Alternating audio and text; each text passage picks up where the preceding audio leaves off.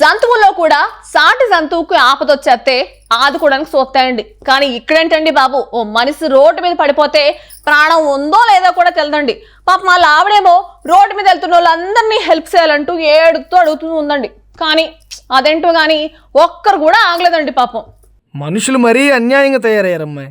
మానవత్వం పూర్తిగా లేదని కాదు, కానీ ఇక్కడ మాత్రం నిజంగా చాలా దారుణం అండి. కావాలంటే మీరే చూడండి, నాకైతే చాలా బాధ చేస్తుంది అసలు.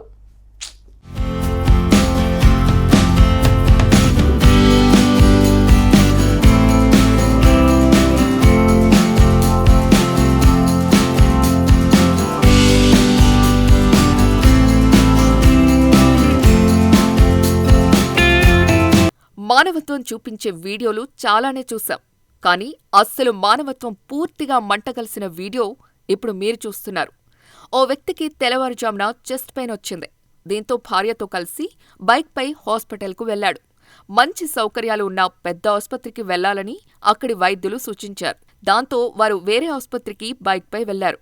కానీ మార్గమధ్యలో గుండెపోటు రావడంతో ఆ వ్యక్తి బైక్పై నుంచి కింద పడ్డాడు. రోడ్డుపైనే అతడు మరణించాడు.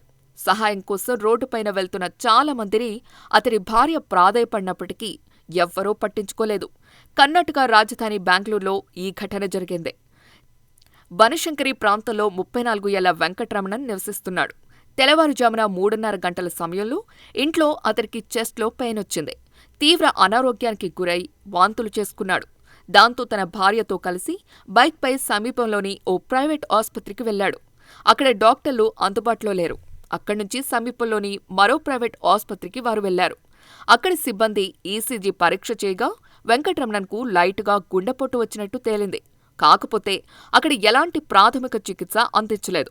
వెంటనే జయదేవ ఆసుపత్రికి వెళ్లాలని సూచించారు. స్ట్రోక్ వచ్చిన మనిషికి కనీసం అంబులెన్స్ ఏర్పాటు చేయాలన్న ఆలోచన కూడా లేకపోవటం దారుణం.